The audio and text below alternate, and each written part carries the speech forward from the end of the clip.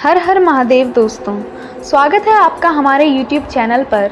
आज की वीडियो में हम सुनेंगे शिव महापुराण श्री रुद्र संहिता प्रथम खंड का 20वां अध्याय, भगवान शिव का कैलाश पर्वत पर गमन।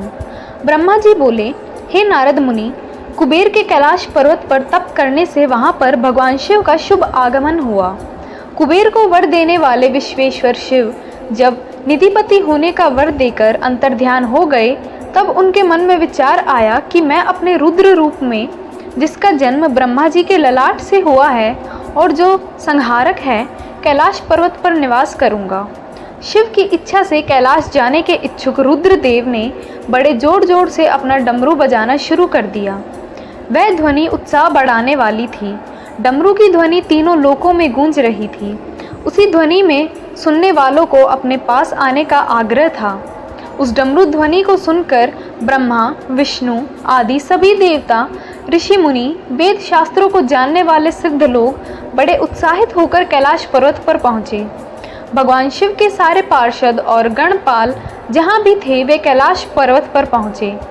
साथ ही असंख्य गणों सहित अपनी लाखों करोड़ों भयावनी भूतों प्रेतों की सेना के साथ स्वयं शिवजी भी वहाँ पहुँचे। सभी गणपाल सहस्त्र भुजाओं से युक्त थे। उनके मस्तक पर जटाएं थीं। सभी चंद्रचूड़, नीलकंठ और त्रिलोचन थे।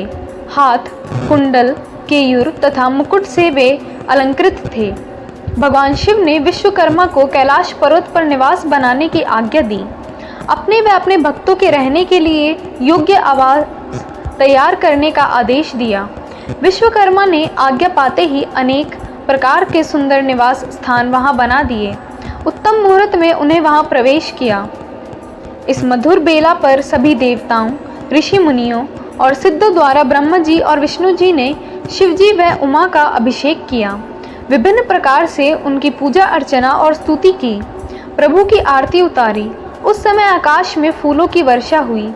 इस समय चारों ओर भगवान शिव तथा देवी उमा की जय जयकार हो रही थी। सभी की स्तुति से प्रसन्न होकर भगवान शिव ने उन्हें उनकी शक्ति के इच्छा अनुसार वरदान दिया तथा उन्हें अभिष्ट और मनोवांछित वस्तुएं भेंट की। तत्पश्चात भगवान शंकर की आज्ञा लेकर सभी देवता अपने अपने निवास को चले गए। कुबेर भी भगवान शिव की आज्ञा पाकर अपने स्थान अलकापुरी को चले गए। तत्पश्चात भगवान शंभु वहां निवास करने लगे। वे योग साधना में लीन होकर ध्यान में मग्न रहते। कुछ समय तक वहां अकेले निवास करने के बाद उन्होंने दक्ष कन्या देवी सती को पत्नी रूप में प्राप्त कर लिया। देव ऋषि अब रुद्र भगवान देवी सती के साथ वहां सुखपूर्वक विहार करने लगे।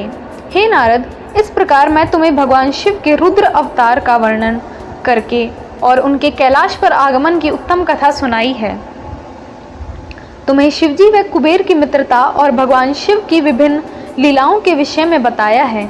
उनकी भक्ति तीन लोकों को सुख प्रदान करने वाली है तथा मनोवांछित फलों को देने वाली है। इस लोक में ही नहीं, परलोक में भी सद्गति प्राप्त होती है।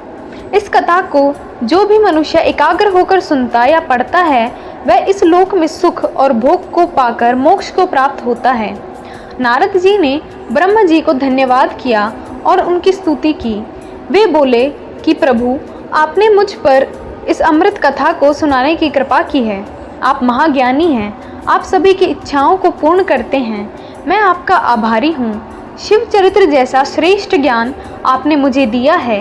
हे प्रभु, मैं आपको बारंबार नमस्कार करता हूँ।